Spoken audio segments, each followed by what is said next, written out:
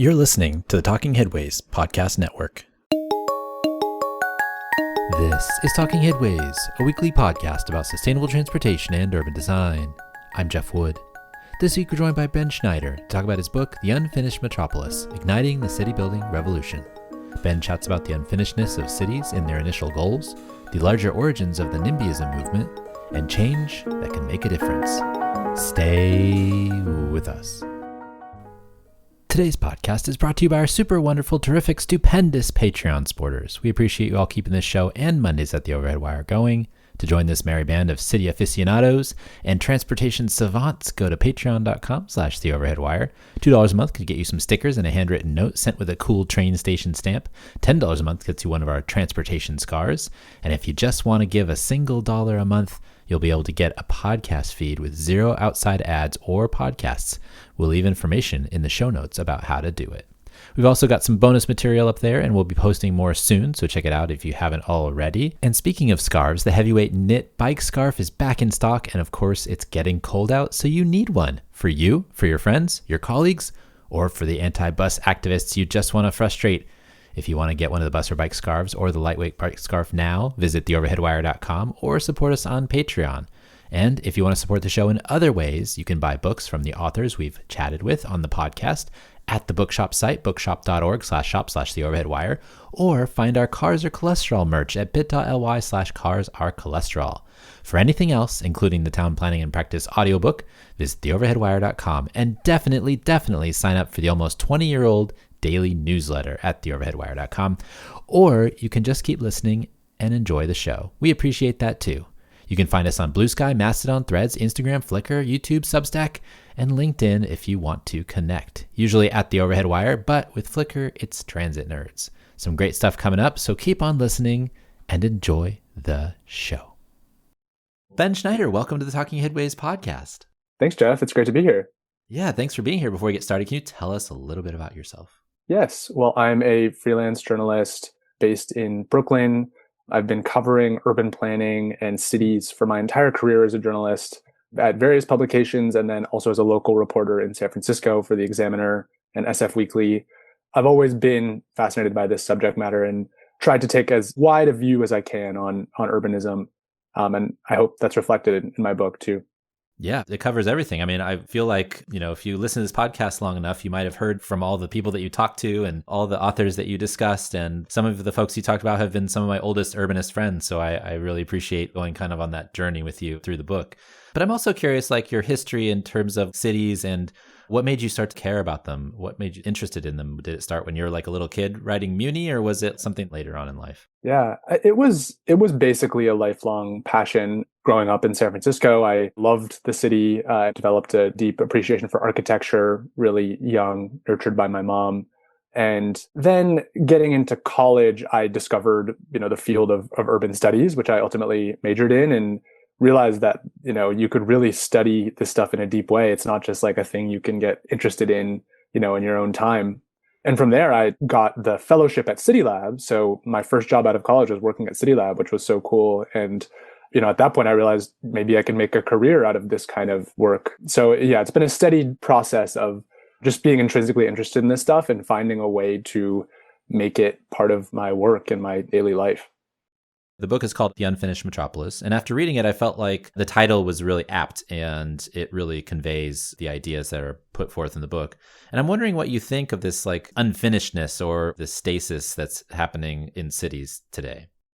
Yeah, well, I set out to write this book to connect all these themes in urbanism that I'd been covering as a journalist and to provide this really broad overview of the state of cities and the innovative ideas that could make cities better.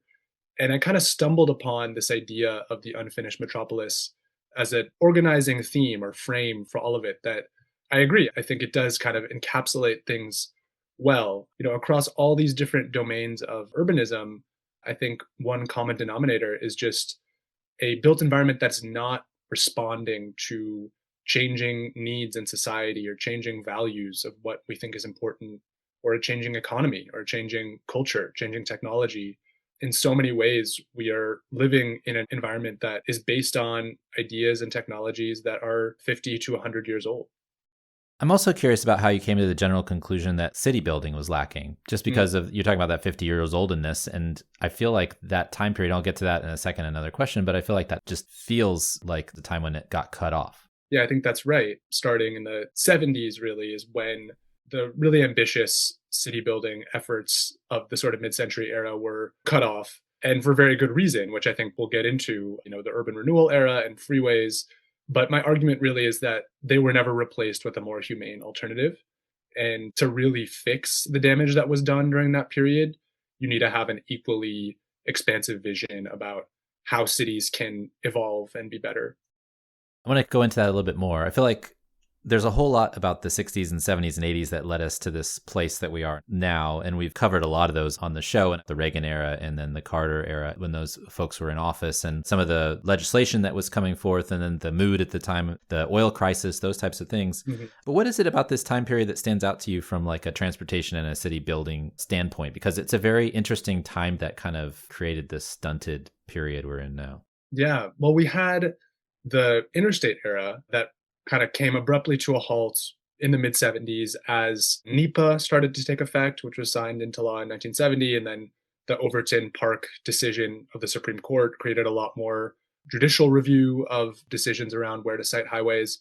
So that moment, the interstate moment, came crashing to a halt.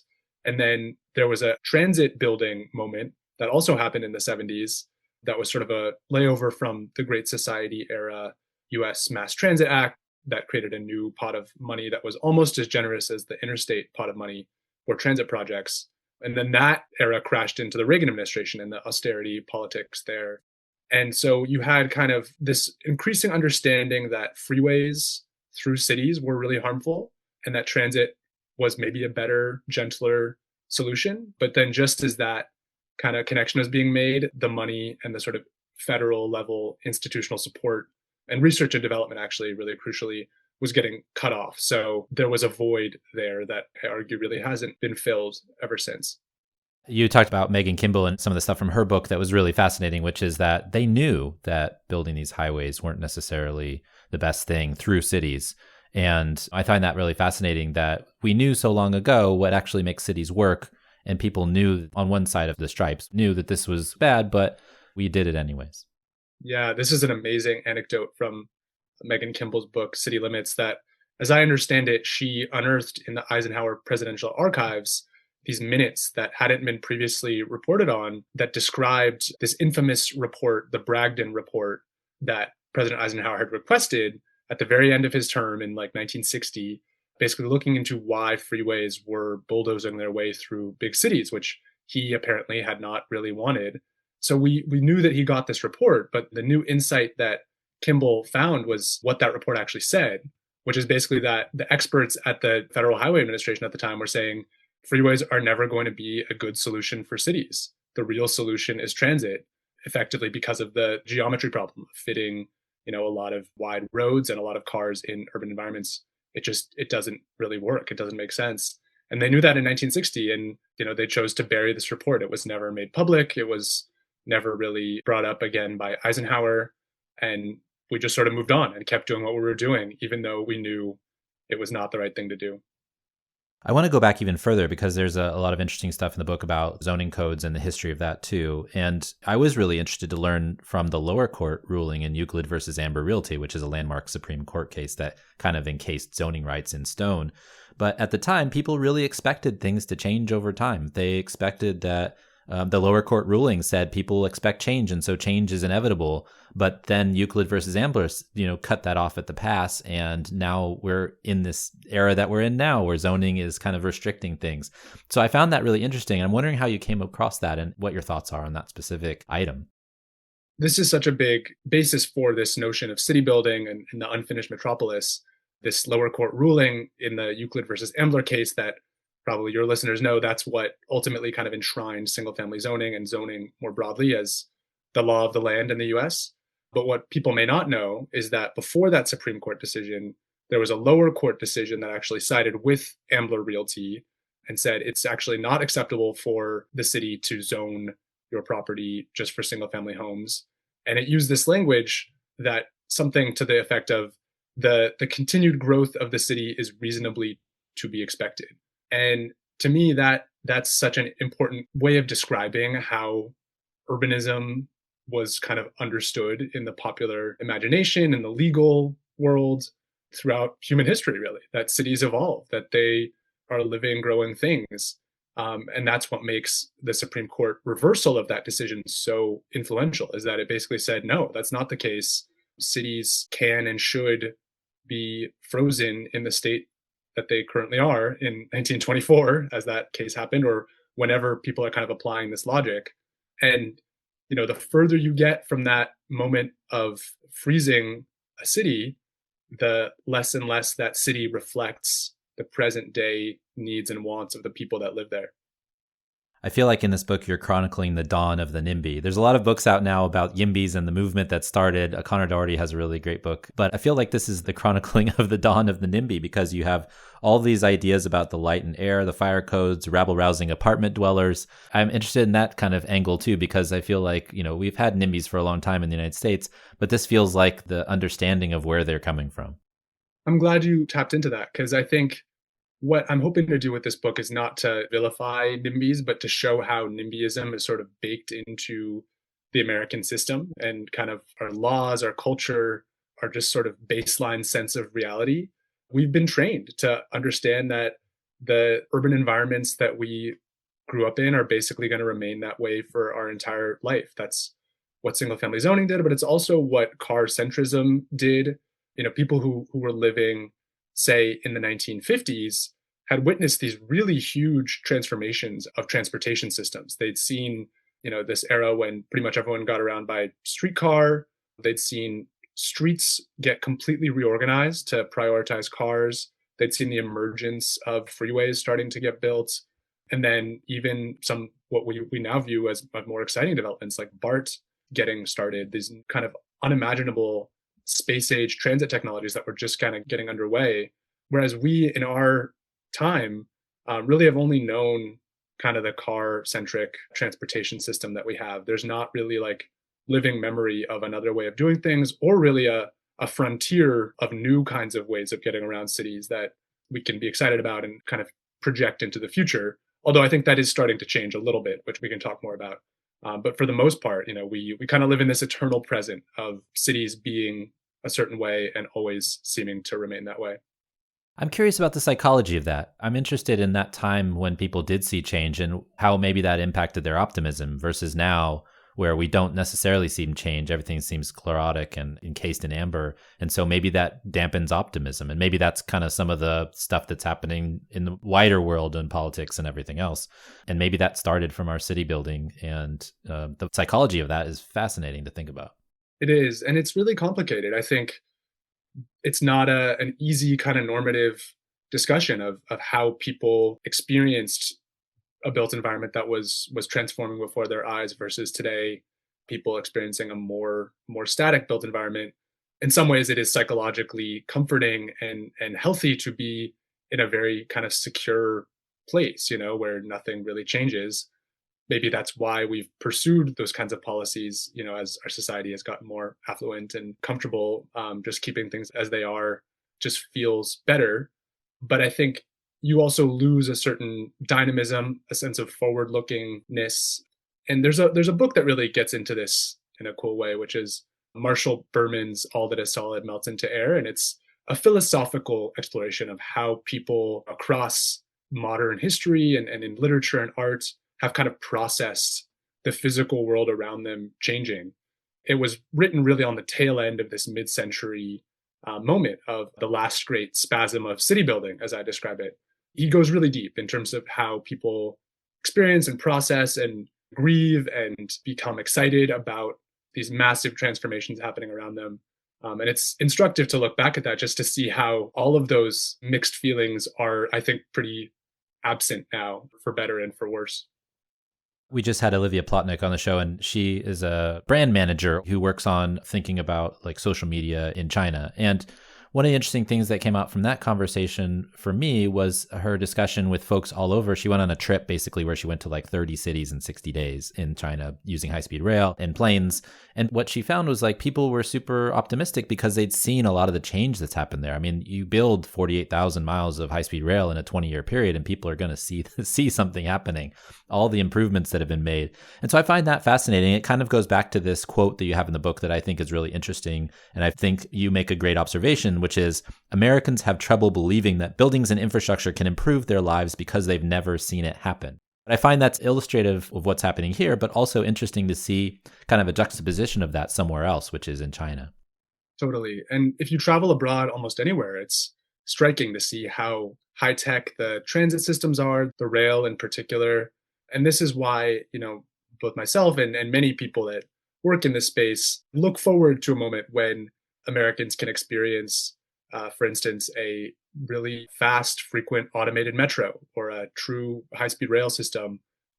It's not clear when either of those things are going to happen, but when they do, I think it's going to be a pretty big kind of leap of consciousness that people see like these technologies, trains and subway systems that I think we are trained to believe are these technologies of the past can actually be these kind of quantum leaps into the future that are much faster and more convenient than a self-driving car, for instance. We got a glimmer of that though, too, right? I mean, you're in New York, you know that congestion pricing has made a difference. You probably have seen it. I mean, that's kind of what people are looking for is you make a policy change, something turns a switch, and then, obviously that's going to be way faster than building a line between San Francisco and Los Angeles that's going to be open in 2030, 40 something. But that's happened and it's actually shown off that changes can be made. And I'm curious, like in your position in New York City right now, what has the difference been? And can you see that as a glimmer of hope of something that has changed and kind of can flip the script on those policy discussions? It's funny. In New York, I feel like there was so much angst about congestion pricing before it started. And it almost instantly became just a completely normalized part of city life. And I do remember in the first few months, it was noticeable how much less traffic you'd see in Manhattan. At this point, maybe I've just normalized it, or maybe the traffic has kind of come back, but it doesn't feel that different. But what is different is that the MTA is earning $500 million a year that it's able to bond against. And it's a huge factor in its ability to modernize the system and build great projects like the IBX and the Second Avenue subway. So it's paying dividends for sure. And, the lived experience for the 95% of New Yorkers who don't drive into Manhattan every day is very positive.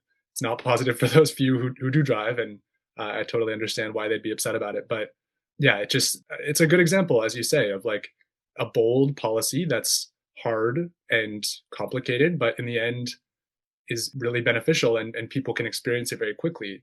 I'd love to see those kinds of things happen more in the sort of like net positive arena of a new transit line, for instance. You see that a little bit here and there. We have some new transit projects. I mean, traveling to Seattle has been really exciting because you can see the transit network there kind of grow in real time and you can see how it's transforming life in the city. And some of these small Amtrak openings, the new lines in Minneapolis and in the very new one down in Alabama, instantaneously people have a new way of getting around, of getting between the major cities in those regions. So you get these mini glimmers of, what if this is a normal thing to open a new train line or a new transit line? It's a pretty cool feeling. I'm also interested in that image that you had on page 141, which shows like a transportation family tree. It like has the streetcar at the top, which is kind of the great grandfather. And then throughout the tree, you have like the metro systems on the left, and then you have light rail systems, and then you have like streetcars and bus rapid transit on the other side. And I feel like that's an interesting kind of way to explain how, we've gotten to this point where we are building out in Seattle, but it's also light rail. It's not like a big metro. We're doing little things in like Honolulu and other cities where one line at a time seems to be the norm.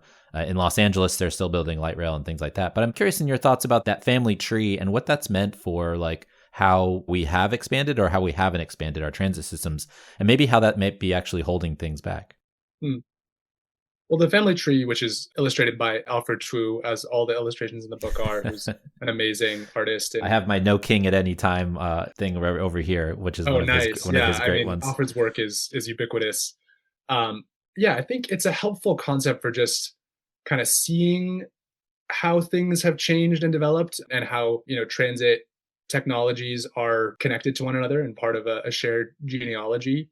What I kind of appreciated about it is you can sort of see what the new things are from the family tree, like what's been done more recently or what are the most innovative ideas out there.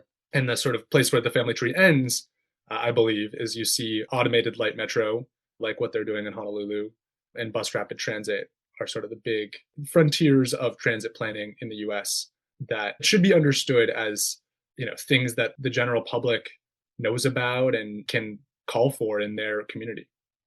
One of the things I've talked about is kind of the lowest common denominator action. So there's your thinking, which is really great, which is like these things should be ubiquitous, like bus rapid transit, light metros, and things like that. But then there's like this thinking, which is like, we went from the Great Society subway where we build this amazing subway in Washington, D.C. It connects a lot of different things. It's a really probably the best example of what happened in the 70s, even more than, some of the other ones that happened. I mean, BART is great, but it doesn't have the same ridership. It's more a commuter system than, say, the Washington Metro. But we went from that, and because that got too expensive, we decided to build light rail in San Diego and in Sacramento and these other places. And then when that got too expensive, we decided maybe streetcars in the street were the best thing to happen, in bus rapid transit and things like that. And then when that got too expensive, then we started these branded buses without lanes, and it just basically sinks back into the car infrastructure. I had this idea that we've kind of priced ourselves out of making these improvements in a lot of places. And that's actually negatively impacted kind of how we can make that change that makes people feel something totally different than what they're experiencing now with this car-oriented landscape we've created. That's a great reading of the family tree that I hadn't really appreciated, but you're totally right that a lot of the evolution of transit, particularly in this sort of post mid-century period, starting with the Great Society subways, moving towards the modern streetcar and bad bus rapid transit that is far too often what actually gets built as bus rapid transit. It is this sort of journey from a more expensive and high-tech transit system to a cheaper and more minimalist system. And that's kind of a sad reflection of the transit cost problem that we have and the sort of lack of capacity to be ambitious and build really big things that represent quality of life improvements that can, push the envelope of how fast and how high capacity transit can be, which we really are not doing anymore.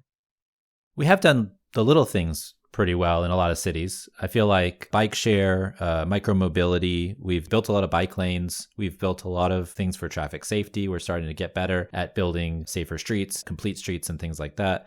We're not completely there yet, obviously, but I feel like we've made strides. And so the little things are, fascinating as well. And I was struck by when you talked with Mike Lydon, a friend of mine from a long time ago, who basically says like people taking City Bike, they just see it as the way to move around. They don't identify as like cyclists. They're just like using it. And that's actually a testament to how integrated it's gotten into the system, that people use it and they don't consider it like to be a statement of purpose. Bike share and the transformation of streets are these pieces of urbanism that kind of go against my stagnation thesis. I think that that's an area where cities have really evolved a lot and people's lives have transformed quite a bit. And I still feel there's not been an adequate reckoning with how much bike share in particular has transformed urban life in America for people who are members of these systems in one of the kind of 5 major cities where they really exist in a robust way. It's akin to the transit system in terms of its level of ubiquity and accessibility. It really just transforms how you're able to get around.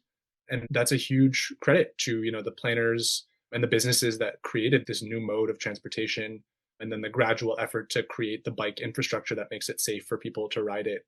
So I think that's just a really exciting development. The whole biking, micromobility, street transformation world is progressing much faster than much of the other things that urbanists care about. Yeah. And to add on to that, I mean, you talk about this in the book too, is like what the pandemic did for streets, the streeteries, the open streets, the parklets, all the things that were more ubiquitous during the pandemic, and showed that basically like all these restaurants can actually turn on a dime and change a parking space into a place where people can eat in like, a month or so. It's really the fastest thing we've ever seen.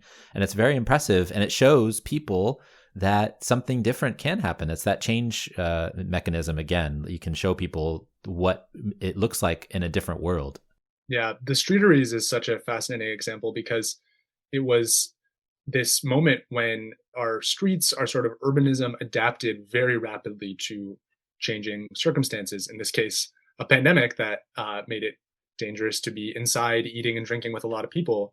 And I think it was an important psychological leap for people to see that happen in the built environment. And unfortunately, it was largely quashed in a lot of cities. It was sort of too different, I think, for a lot of policymakers to really accept on a large scale. And I hope that's something that people reconsider and remember kind of the little infusion of joy that that brought, and that these kind of skeletal outdoor dining programs that a lot of cities have now gone with can get expanded back into the much larger scale programs that they had before. Yeah, a lot of them have scaled back a lot, and it's frustrating because I feel like they were so successful, but then, people started complaining about parking again, and it came back. And there's a whole section in your book about parking. we just talked with Tony Jordan as well, and so that's really fascinating to think about that discussion and his thinking about how many housing units could we have built in that time where we required parking. If you think about every new building that's been built, every new big building that's been built, put 5 more units on it over the last 100 years, like what does that mean for housing? That's crazy. It's crazy to think about what we've lost because we've housed cars instead of people. The parking chapter was really fun to write because there's just so many mind-blowing statistics and anecdotes you can offer to sort of like, shake people out of their complacency of like, this isn't normal to have, most of the neighborhood be places to store cars in many suburban areas, or, these apartment buildings that the first 9 floors are a giant garage.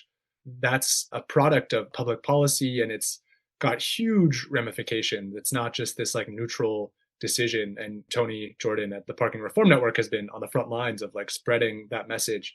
It's in a way, it's a fun topic in a sort of morbid way, or feels parasitic. Like, yeah, it's so absurd that it lends itself to these really vivid descriptions and juxtapositions of like, what could you have done differently with that space if not used it for parking? And the answer is almost always it could have been used a much better way, and parking still could have been accommodated.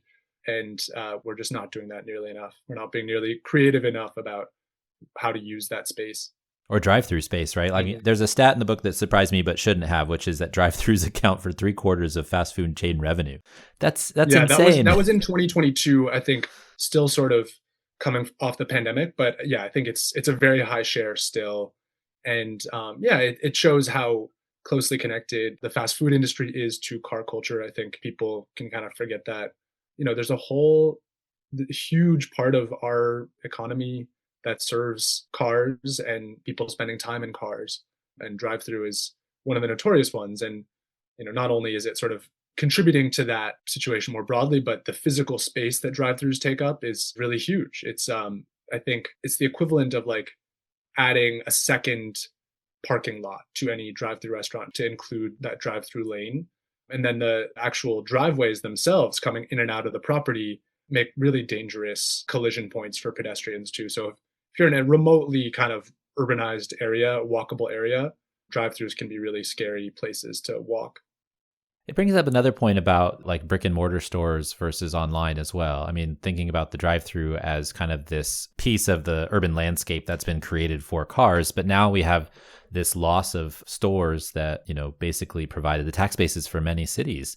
And now we have, e-commerce and online shopping and a lot of deliveries and stuff. So you're shifting away from this brick and mortar understanding of how cities are funded and operate to now a more online distribution of goods and services, which has huge, wide ranging impacts. And you talk about this a bit in the book as well. Yeah. And e-commerce is really convenient. There's no way around that. And I think it raises the stakes for cities to create environments that are also very convenient. And so I talk about how, malls being places that you drive to is really at odds with a reality where you can get something delivered to your house in 24 hours. And the solution there, the way to make brick and mortar compete, is to put the people where the stores are already. I mean, if you live in a walkable neighborhood, it's often not more convenient to order on Amazon because you can walk to the store and get it in 5 minutes rather than in 24 hours. So I think, the e-commerce revolution can have this very anti-urban valence, but it can also point the way forward to a more urban way of life that can actually compete with the convenience factor of those services. I've been fascinated to see kind of the real estate changes, and I've talked about this a bit on the show before, but like the real estate changes in cities where we move to, repopulate cities by taking over warehouses and rethinking those. You talk about Soho in the book, but then also now some of that space is actually still valuable for warehousing and even industrial, because you can have industrial spaces in cities now. And a lot of the warehousing that happens for the just-in-time deliveries that Amazon, Target, Home Depot, whoever else does, these big box stores, is really taking up real estate in cities because they want to be close to where their populations are. And so that's a big change that's happened, in the last decade or so too. Mm-hmm. Yeah, writing about industry was a difficult balancing act because there's such a awful history of industry being a really destructive kind of land use and people being exploited and living amongst horrible pollution and trucks. Still to this day, urban industry, I would say, is most destructive in terms of the truck impacts on neighborhoods where, they just add to the pollution and make things really unsafe. But on the other hand, this is an important part of the functioning of modern life. And those businesses do provide a lot of jobs, often a lot of blue collar jobs for people without college degrees. And part of the current state of inequality in America is the fact that those blue collar jobs are less and less happening in cities themselves and more in more exurban areas. So I do think there's promise to bringing more of those kinds of jobs into urban environments. The challenge becomes, how do you integrate it in the broader kind of urban system in a safe and environmentally friendly way? And you're starting to see some glimmers of that, I think, with like Amazon's e-bike delivery services. That's something that would be really cool to see take off more in more places. And obviously renewable energy is huge for making sure that these kinds of places are not directly polluting. And then an underrated idea that I think people should start thinking about in terms of urban industry is bringing back the multi-story warehouse. Those are the types of buildings that have since been repurposed into lofts in many cities, in places like Soho or Soma in San Francisco. And I think if we were to build more of those kinds of structures now, then they'll be more reusable in future generations to take on whatever kind of use we need them for, whether it's housing or office space or healthcare or things we can't even imagine now. There's something you said about a good building. It seems like they can be used over and over again for different uses throughout time. Yeah. Well, one source that I cite in the book talks about how a lot of industrial buildings today are fast casual architecture. They're just as breakable and disposable as some of the stuff that's getting sorted on the inside. You can see it when they're being built, like on the side of the road too. They're just like big concrete squares being lifted up and put up, real quick, almost like magnet tiles being put up. That's another thing, going back to that 60s, 70s, and 80s thing, you were talking about the way buildings were built and the tax breaks that they got. And I was fascinated by that 7-year depreciation schedule that basically created all these like really crappy buildings that got changed later on, but it left its mark on cities around the country. Yeah. Well, first of all, thanks for reading so closely and catching maybe what might be the nerdiest and most boring moment in the book. But not to me, apparently. These tax depreciation schedules are a really important part of how we got the built environment that we have today. And basically at various moments in the 50s and then again in the 80s, the tax formulas basically incentivized a huge building boom of commercial real estate. And that led to too much commercial real estate, more than the market would bear, and in places where it was not appropriate.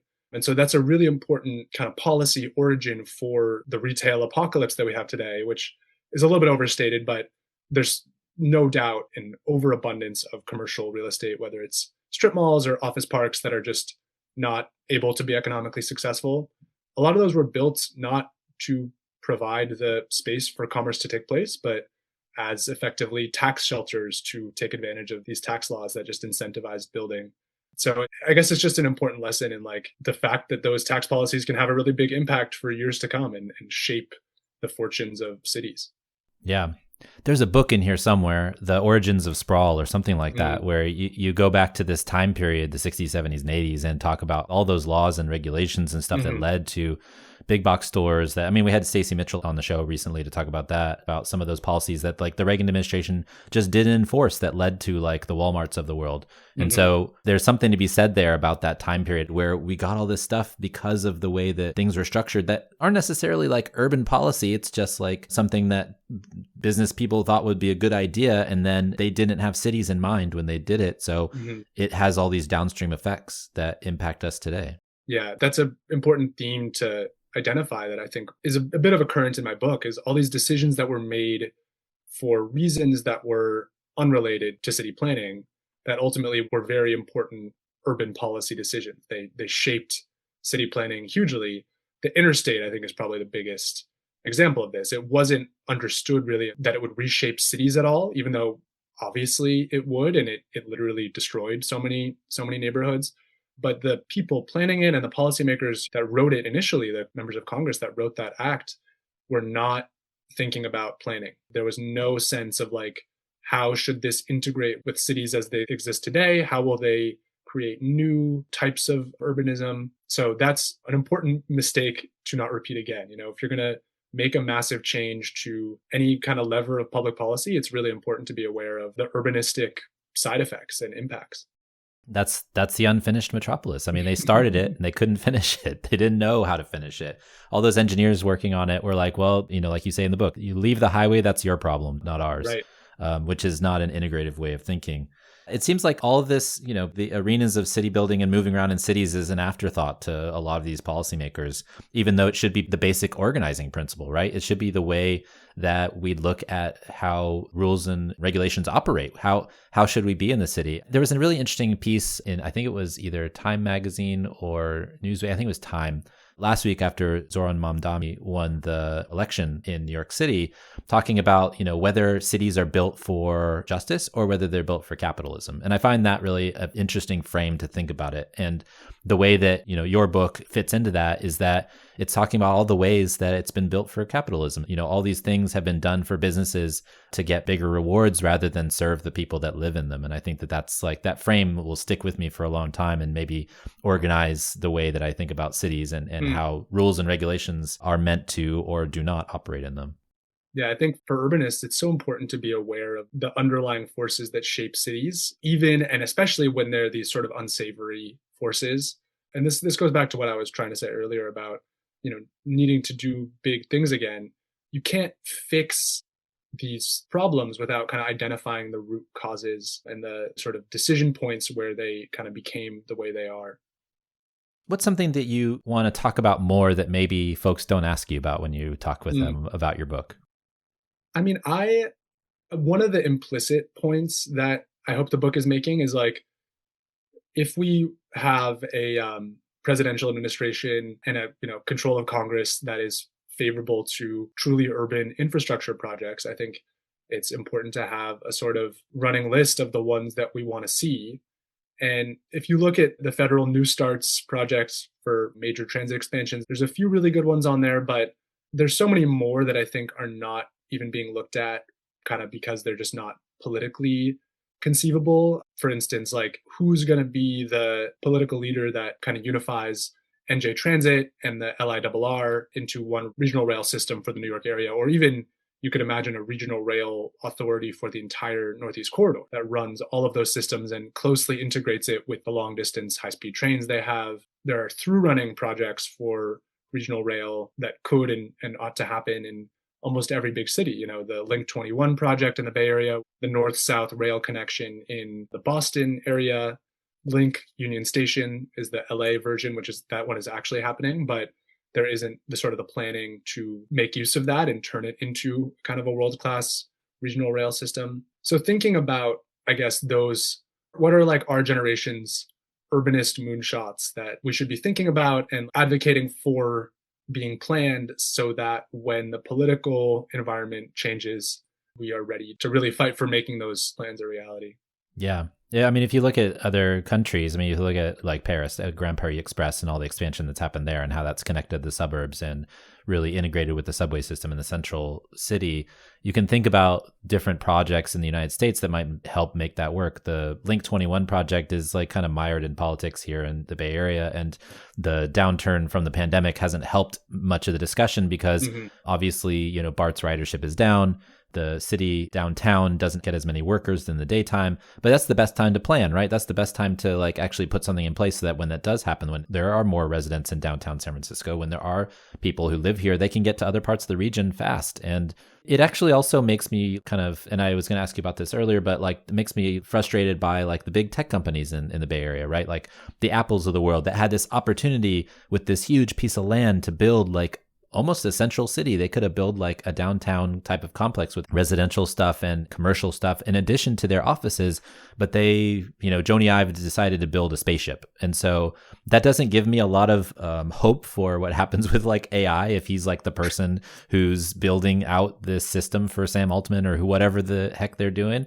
But like those types of decisions being internal facing versus external facing are ones that have been very frustrating from a city building standpoint and get away from this discussion of moonshot ideas that the private sector could help with, right? If they wanted to.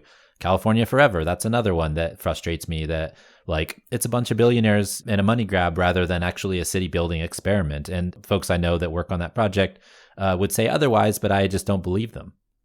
Yeah, that's sort of the final plea of my book is like, you know, there's a lot of powerful figures in and around American cities.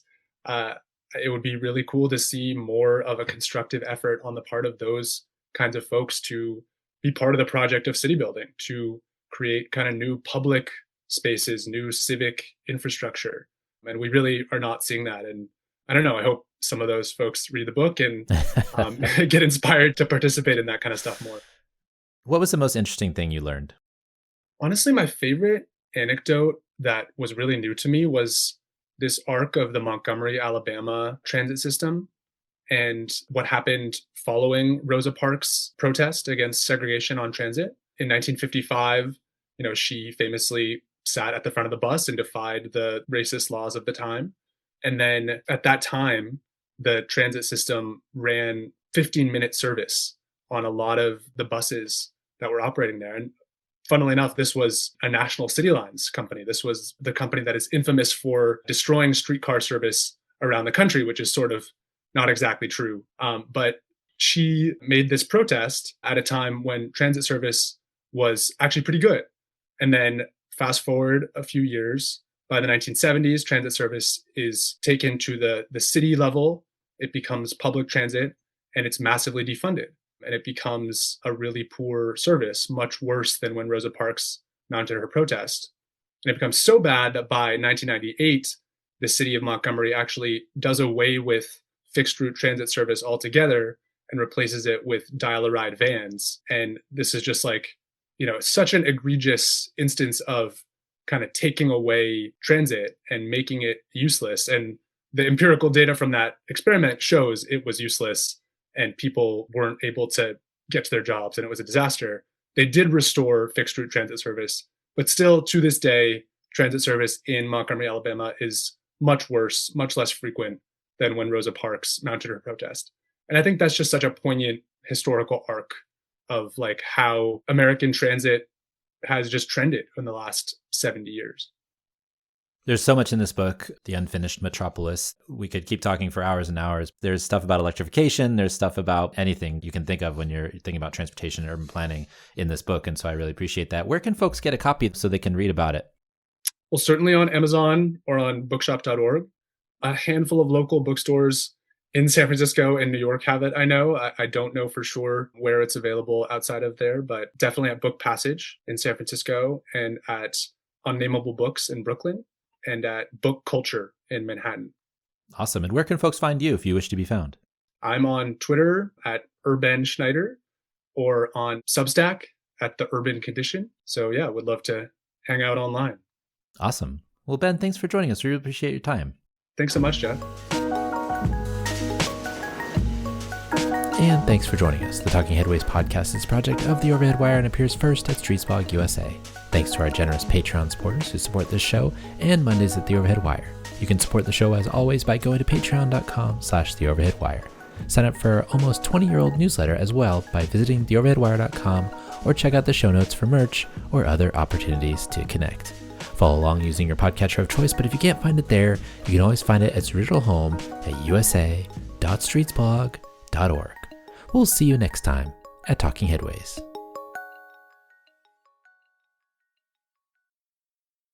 Hey everybody, thanks for listening this far past the credits. If you're here, I just want to say thank you to all of our generous Patreon supporters, especially those in our $10 Dallas tier and above. I just want to share their names, first names only, of course. But I figured this is long overdue that I let folks know that their support is much appreciative. Obviously, all the tiers are very appreciative, but this group has gone above and beyond over the years, and I really appreciate that. Andrew, Ben, Derek, Gabriel, Glenn, Greg, James, Jeremy, Jim, Joseph, Catherine, Mao, Marcus, Matthew, Mike, Nicholas, Oliver, Steve, Abraham, Abby, Ed, and Matthew. We really appreciate you, and just can't say enough about how much the support from you all and everybody else on Patreon has really helped us out. So I just wanted to say a quick thank you to everybody. And yeah, so we'll see you next time.